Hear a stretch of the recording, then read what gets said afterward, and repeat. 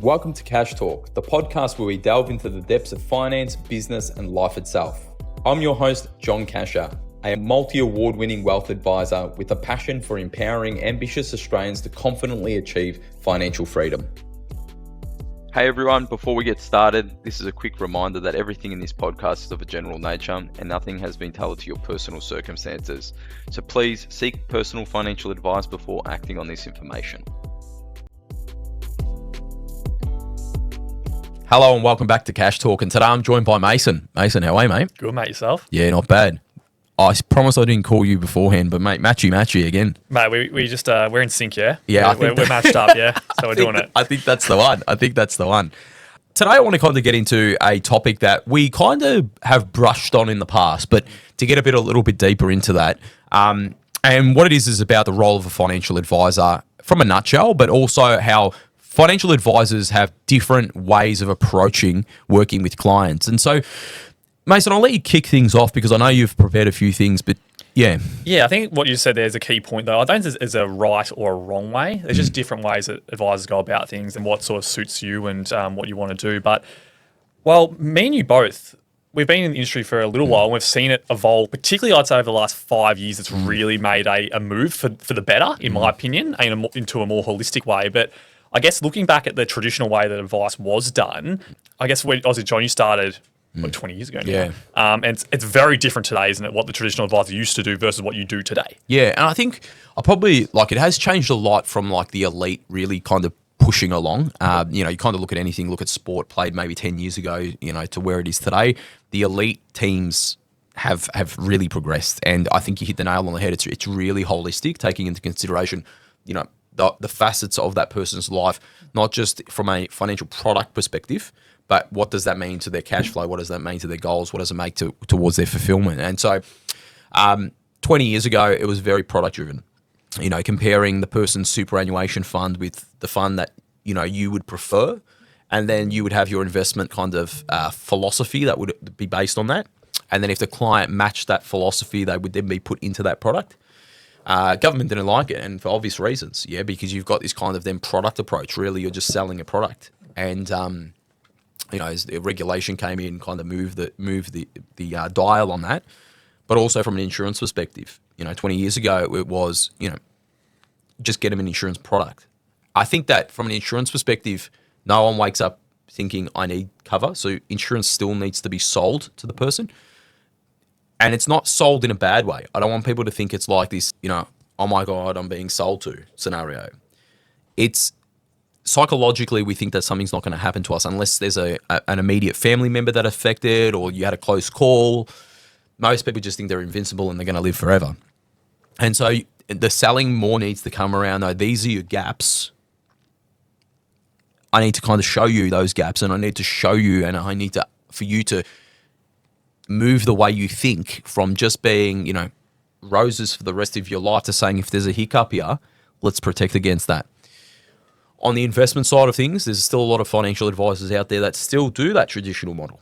I think, Mason, the people I respect in the profession who help the majority of Australia have moved away from that. But I do think that there is still a place for what I would call investment portfolio management, but for the wealthy.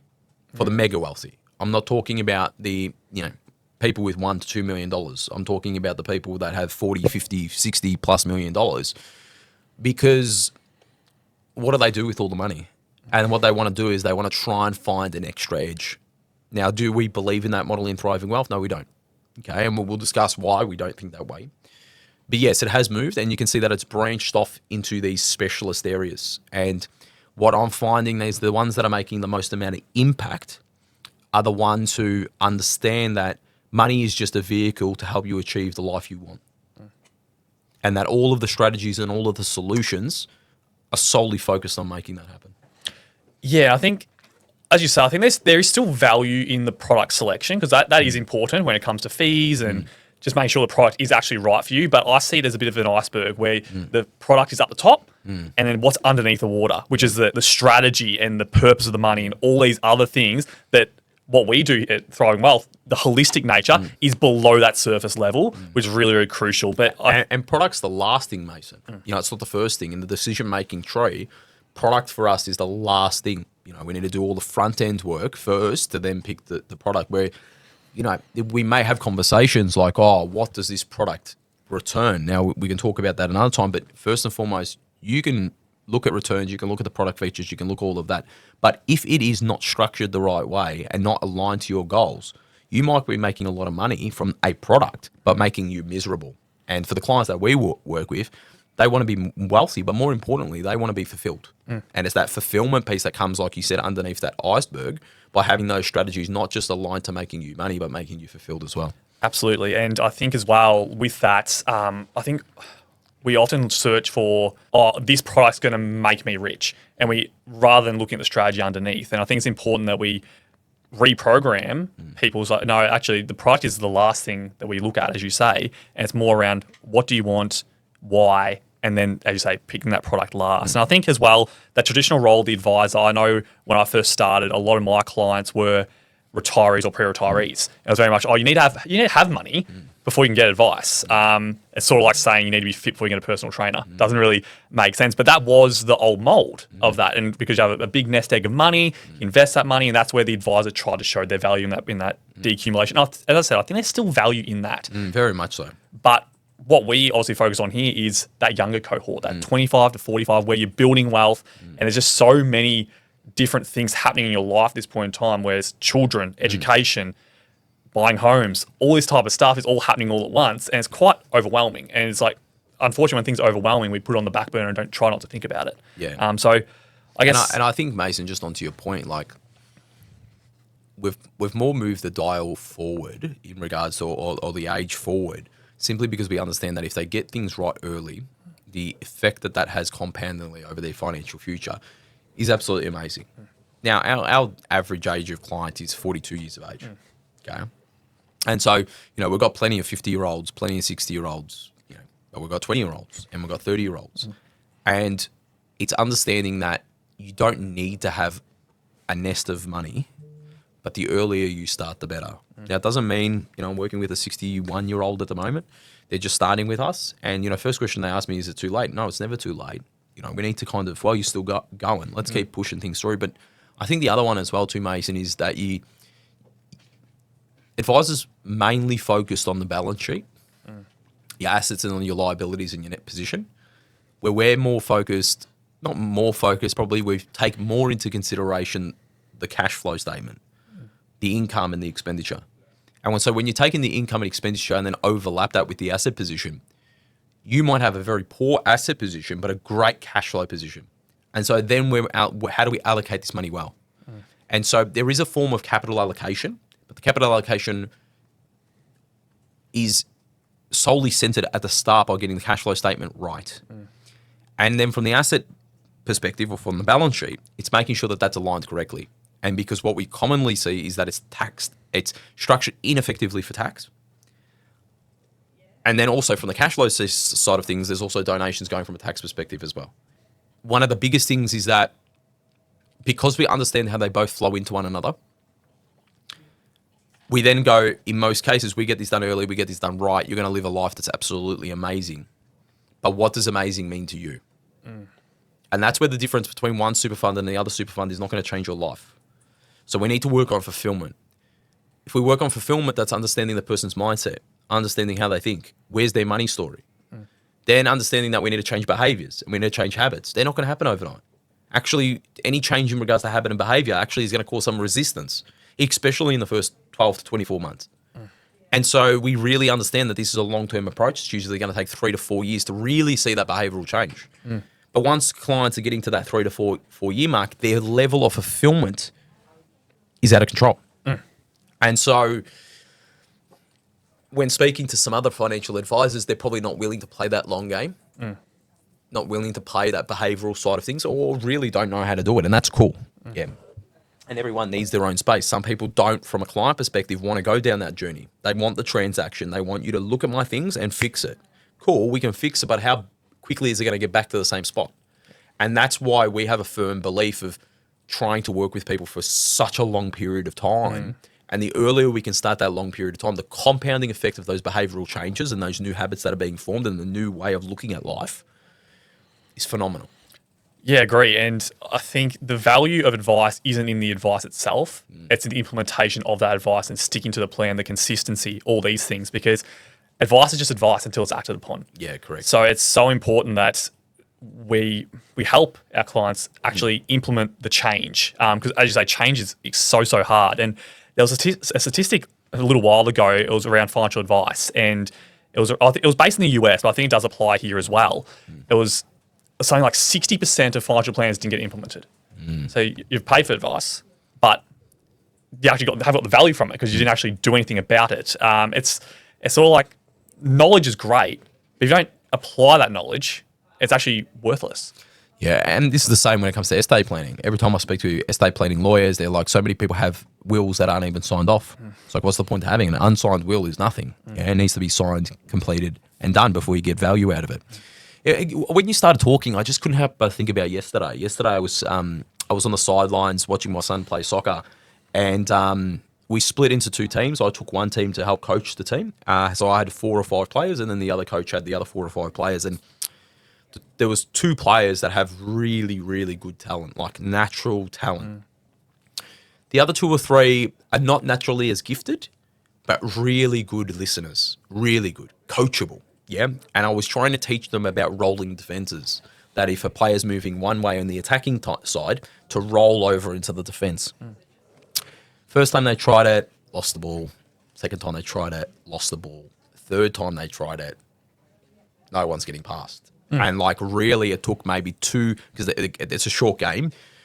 Over a session that probably went for about half an hour, the other team got 2 goals once we'd done that rolling defense. But the goals were like amazing goals.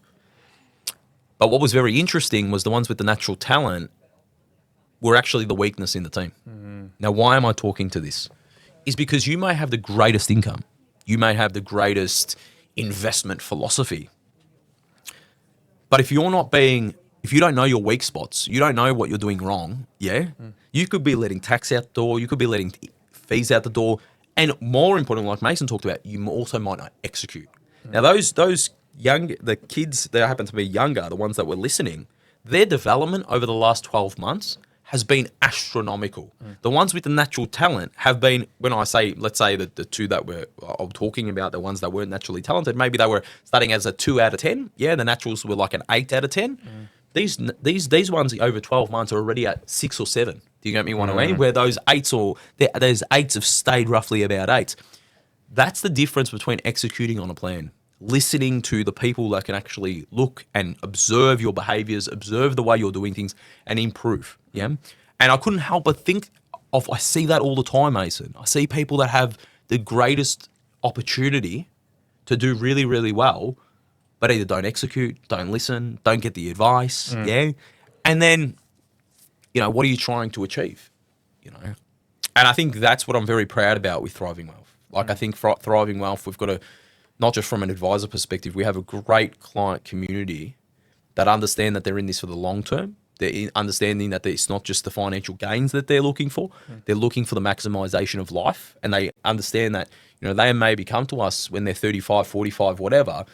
But the next 10 years of my life's going to be way different to what the last 35 years has been. And not necessarily just from like a monetary perspective, though that is important. It's about them being truly proud of what they've created with us. And that takes that coachability, like those 2 players yesterday, that were like, okay, cool, let's really focus on just getting better. Let's be all ears and let's improve. And they were so super proud of each other and the other ones as well. But it was really on the back of these 2, what I would call maybe not naturally talented players, listening and executing. Yeah, I love that. And I was just thinking when you were saying that as well, a bit off topic, but sort of on topic as well, back to the traditional advice model, I was thinking when I was before Thriving Wealth and coming out for client annual reviews, it was very much around, print out the performance reports, do all this stuff and go over the performance of the investments, these types of things. I rarely, if ever, have conversations around investment performance now because it's not that it's irrelevant, but it sort of is. Because the risk that's associated with the asset will determine the return in itself. Correct. So regardless, because we're not trying to be here and trying to overplay the market and think that we're got crystal balls. Are you progressing towards your goals? Like, what are you trying to invest for? Like, understanding the core reason is what you're trying to get at, Mace. It is around, like, if we're working at surface level and we don't have that deep connection, it's around what's the performance of the product that we've chose. Yep. But really, if you have a deeper, meaningful conversation and you get down to the really core of what we're trying to achieve here, most people want to spend more time with the people they love doing the things they love doing. That's the core. Okay, cool. So as long as we're progressing closer to that, spending more time with the people we love, doing the things we love doing, progressing, and they can feel that, you don't need to have that conversation. Because, like you said, it's pretty much irrelevant. Because if you have a 50% return on your investments, but you're spending less time with the people you love doing the thing, what you hate doing, who gives a stuff about this? Exactly. I'll take a 1% return as long as I'm getting that. But I think that's what I'm proud about with the clients as well too, Mason. It's around, we've got people that are going, yeah, I get that. That makes sense to me. We've been told through marketing and conditioning that we need to be chasing that. But actually we need to be chasing this.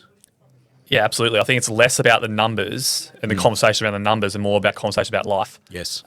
Because numbers, they're infinite. And if you are chasing a number, you're never going to get it. Correct. It's $1 million, it's $2 million, it's $10 million, so on, so be it. But it's a never-ending chase, and it's exhausting. And that's when you're on the treadmill. So I'm going to get there, I'm going to get there, I'm going to get there. And Mason, how was it for you? Because obviously you came from a somewhat traditional background. I came from like a risk background in risk mitigation. But obviously this has developed over time. So it's a less like distinctful for me. Yeah, it was like more of an evolution for me rather than an actual distinctful. When you went from where you were to then working in this type of capacity where you're going deep into these conversations, were you shocked? Like, was it a different for you? Like, did you feel like you were a bit of duck out of water? Like, how did you feel?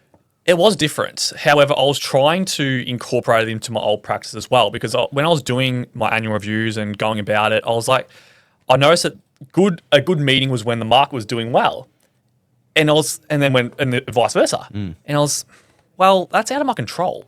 So I was like, well, that's not sustainable. In my head, I was like, there has to be more to financial advice. And I was like, well, let's start having some more personal conversations. And my old company wasn't really for that, hence why I made the move. And then when I made the move here, it was very much, that's what we're focusing on. This is my type of environment. This is what I think advice should be. And those conversations, I love them because I love behavioural finance. It's one of my favourite subjects. I read about it all the time. I think I just find it really fascinating how we as a human race interact with money. I think it's so fascinating. People have a bit of a perception, Mason, when you're getting into this kind of world around like, I have to change. Like, people don't like change. They might say they do, but they don't. We know that. And they feel like they're going to be restricted. Obviously, you coming in, looking at someone, see that they're maybe not aligned. They may be making really good money, but it's not aligned to that fulfillment piece. They're telling you something on one side, but showing you something on another. Question one is around like, how does the client feel going through that journey to kind of become more fulfilled? And how hard is it for you as an advisor to coach them to that? It's a really good question. It's interesting because I often say looking at someone's budget is like looking at their journal. It tells you a lot about a person. And also, we do this with so many people. We see the trends, the patterns, these and we see the self-sabotaging behavior. So it's, for a lot of clients, it's such an eye-opening moment to say, hey, like, what's happening here? It's like, I didn't realize that leakage was happening, or I didn't realize I was spending that much on that when it doesn't actually mean that much to me. It's because quite often there's a lot of people who don't really care about the fancy cars and these types of things, but they have big car loans. It's like, well, that doesn't align to your values there. And just being aware of that. So I think having the awareness helps with the coachability. And if you are open to being aware, I think that makes the job nice and easy, I find. And just keeping on track. It's like, we know the client's goals. So if they're going to make a choice that's against the goals, it's like, hey, John and Sue, this choice you're making here, you said to me you want to spend more time with your family, but you're going to go now and buy a $3 million property, which means you're going to need to work more and make more money. It's going to have less time with your family. Is that what you actually want? It's like, actually, Mason, no, it's not. Let's revise the goal. Let's say, okay, you want to spend more time with the family. Maybe instead of a $3 million property, maybe it's a $1.5 million property. We don't have to work quite as much. You can spend more time with the kids while they're young, go on the family holidays, do all these other things. Because everything has a trade-off, John. There's always a trade-off with every decision you make, not just financial, just in life in general. And just being made aware of the trade-offs, and the trade-offs slapping you in the face sometimes with the trade-offs. It's just a realization. It's like, no, I don't want that. and we're stopping the bad decision before it happens.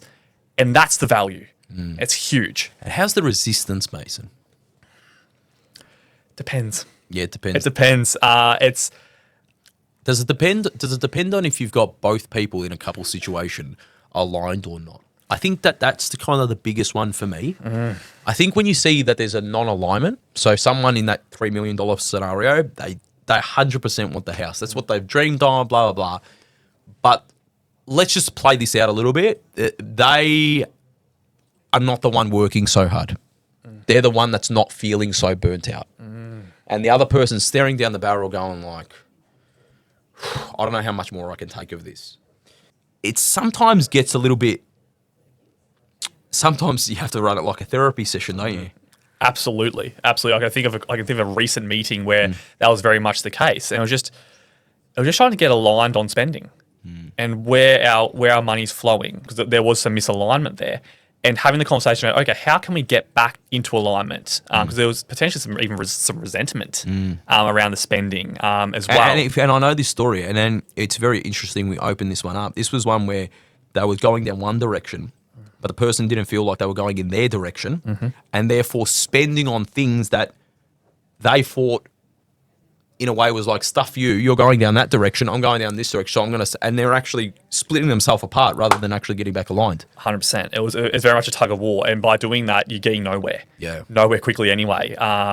And so they're the more harder ones. They're the harder ones, but I think it's where a lot of value can be made, because I know in the last 12 months how much progress they have made. And it's about reminding them of that as well. It's like, you have made so much progress. Yeah. Don't let that be for nothing. And so that's a good point, Mason, because like change isn't going to happen instantly, but the greatest success will. Like, it will happen over time. Yeah. So think about it. It's not going to happen overnight, but the greatest success will happen over time. Okay. And so we have to also appreciate that it's not linear. Like, Mason, you've been training for a long time now. Yeah. I know recently you've done some PBs, but how long have you been running for? Yeah, long time. I started training probably a decade ago. Yeah, so for me, I don't run. Yeah, imagine me picking up the run next to you, how disappointed I'd be. Oh, mate, like, he's lapped me, you know what I mean? I'm so disappointed. But you know what? If I put 10 years in, solid, put my effort into it, you know what? Maybe genetically you might be better than me at running. But what I'm trying to is I would improve so much. Yes. I would improve so much. Now, there will be times where I don't want to run. I am sore. I can't be bothered. But if I really want to be an elite runner, it's not going to happen overnight. And success shouldn't be just handed to people. No. Shouldn't be. Because if everyone had more wealth, more, like, it's a dangerous place. I kind of say it's like, you know, with the inflation thing, like giving everyone money, it just means more money on the monopoly table. Like, success is for a very, very small portion. What we're very, very humbled by is the success rate of our clients. And the success that they do have by changing these behaviors and being willing to be coached towards achieving the life that they want, not the life that we want, the life they want. And so I think with couples especially, I found that I struggle with misalignment is one. Not about the product we select. They could not care at all. Pointing the cash flow, pointing the assets in the way that they feel is right for them. And I recently had a chat with a client, and they wanted, quite wealthy client, and they wanted a supercar when they first came to me. From a 40th supercar, it was going to cost us about, by the time we purchased it, I think it was like $960K, okay? Did all the modeling, did everything, did the plan, went through it all, went through our process about 3 to 6 months worth. I need to jump on a call with you again. Jump on a call with me. Get rid of the supercar. Now, at the start of the conversation, he was adamant he wanted the supercar. 3 to 6 months of going through Thriving Wealth's journey, when you talk about what you really want and he's like, I don't want the supercar. He's like, take it out. He's like, I don't want my plan based on me getting a supercar. I understand what you've been saying this whole time, John. I want to spend more time with my family, the people I love. I want to spend more time with my parents and stuff like that. I absolutely love them. And I want to do the things that I love doing. And if that means that this car is going to hinder me from doing those two things, I don't want it.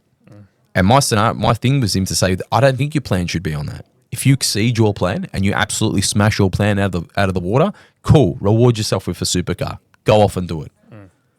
But that's an extra cream on the cake that you can have it or not have it, and you couldn't give two hoots. Yes. Yes. And seeing that light bulb happen right in front of me, the fulfillment, because I know that it's at the moment where they're aligned. Yeah.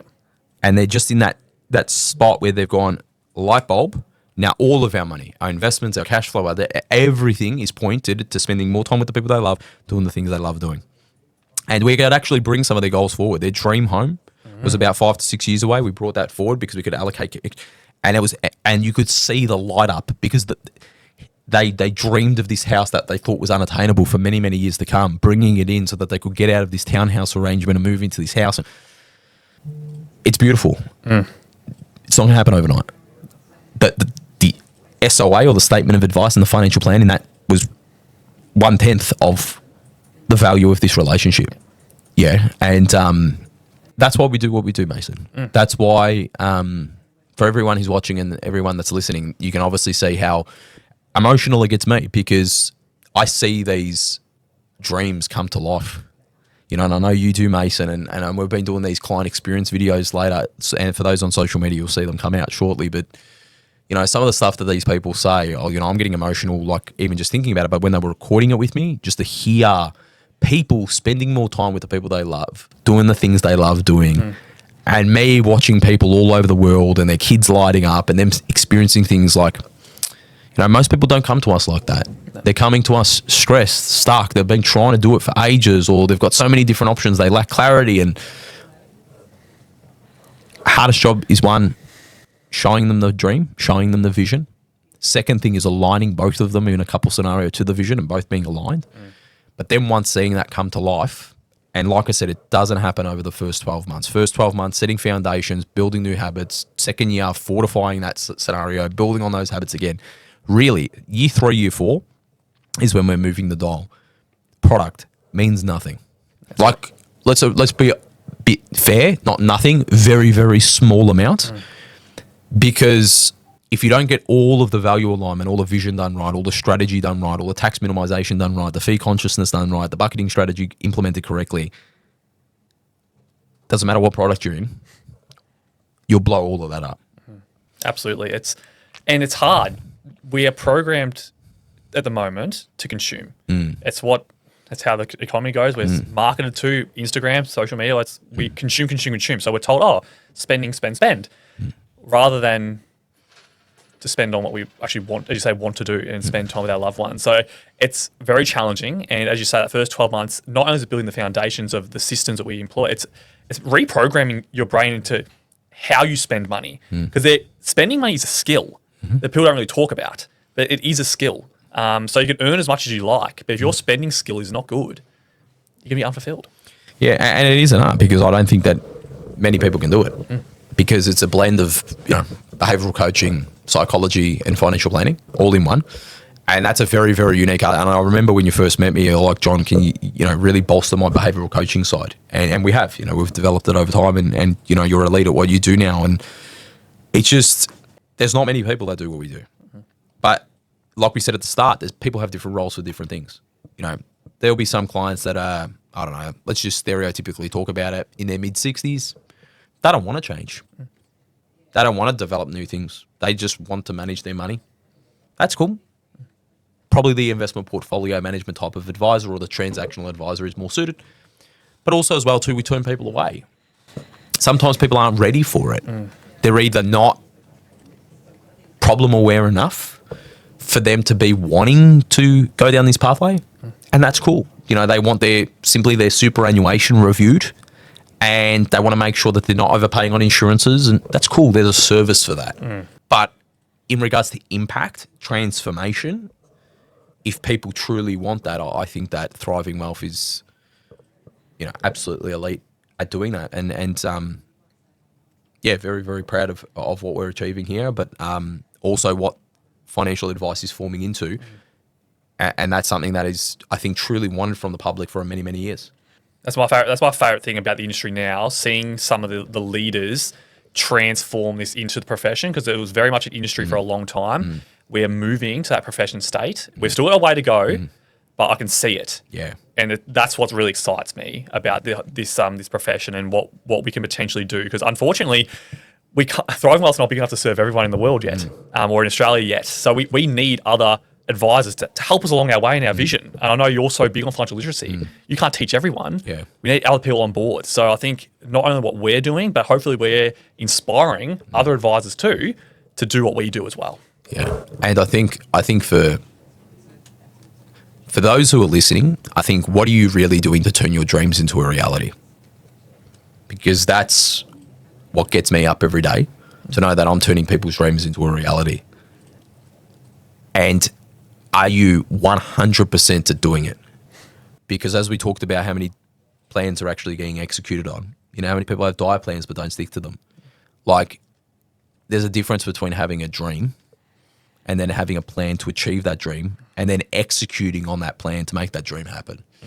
And that's what we're about, you know. So today's been really good, Mason, because we've gone through a lot in regards to obviously different types of financial advisors and when they're kind of needed. But, you know, I think really kind of wrapping it up, it's around people that really want to have transformative experience in their life and they want to kind of really improve their life, have an impact on them, stop feeling the way they do and really build something that they're truly proud of, to spend more time with the people they love, doing the things they love doing. That's what we're all about. For those that are looking for more transactional, I need this specifically fixed and that's all I want. Well, there is advisors that do that and there's roles, but, you know, that role of that advisor is becoming really narrow, because they're only looking at a specific area of your finances. They're not looking at it very holistically, but that's cool as well. You know, you just may want to get a pergola done in your house. You don't want a full knockdown rebuild. That's cool. So hopefully that's been informative for you. It's been really good to kind of talk about this. And if you're loving these, make sure you like and subscribe to all major music platforms and video platforms like YouTube and whatnot.